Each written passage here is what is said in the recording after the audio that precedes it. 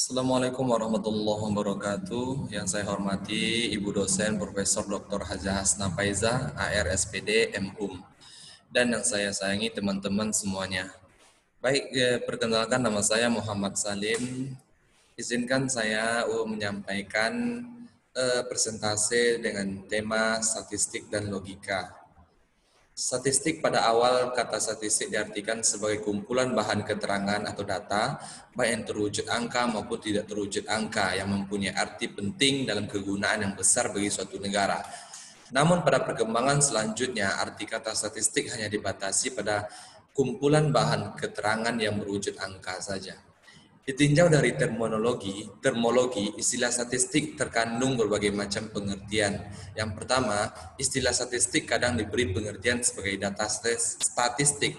Yang kedua, sebagai kegiatan statistik atau kegiatan perstatistikan. Yang ketiga, metode statistik. Yang keempat, istilah statistik dewasa ini juga diberi pengertian sebagai ilmu statistik.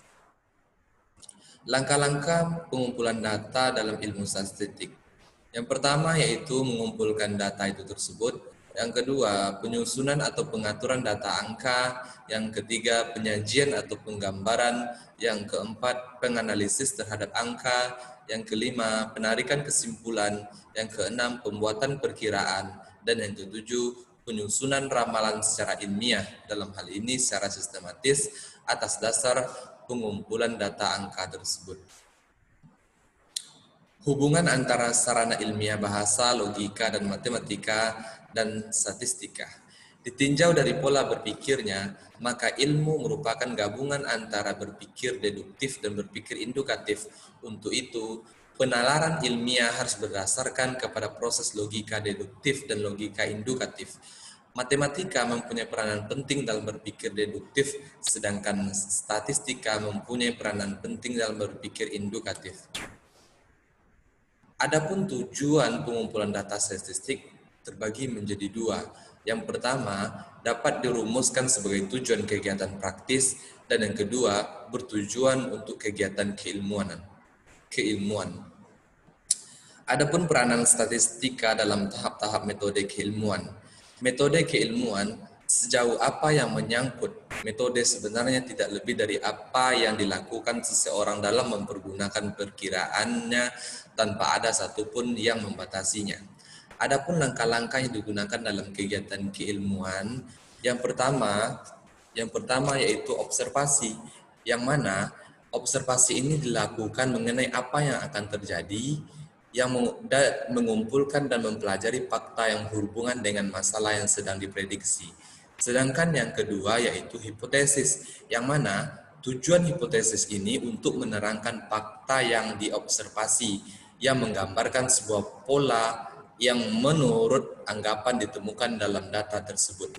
Yang ketiga yaitu ramalan, yang mana ramalan ini bertujuan untuk menduga apa yang akan terjadi berdasarkan syarat-syarat tertentu. Yang keempat, pengujian kebenaran, yang mana pada proses ini ilmuwan mengumpulkan fakta untuk menguji kebenaran lamaran yang dikembangkan dari teori, sehingga dalam tahap ini sebuah hipotesis dianggap teruji kebenaran jika ramalan yang dihasilkan berupa fakta. Selanjutnya yaitu logika. Logika adalah sarana untuk berpikir sistematis, valid, dan dapat dipertanggungjawabkan. Karena itu, berpikir logis adalah berpikir sesuai dengan aturan-aturan berpikir, seperti setengah tidak boleh lebih dari satu. Adapun aturan cara berpikir yang benar adalah untuk dapat berpikir baik, yakni berpikir benar, logis, maka dibutuhkan kondisi-kondisi tertentu. Yang pertama, mencintai kebenaran. Yang kedua, mencintai atau dengan sadar apa yang sedang kita kerjakan. Yang ketiga, ketahuilah dengan sadar apa yang sedang kita katakan. Yang keempat, buatlah distingsi atau perbedaan dan pembagian atau klarifikasi yang semestinya. Yang kelima, cintailah definisi yang tepat. Yang keenam, ketahuilah dengan sadar mengapa kita membuat suatu kesimpulan. Yang ketujuh, menghindari kesalahan-kesalahan. Dan yang terakhir, klarifikasi. Baik, demikianlah yang dapat saya sampaikan. Lebih dan kurang saya mohon maaf. Wassalamualaikum warahmatullahi wabarakatuh.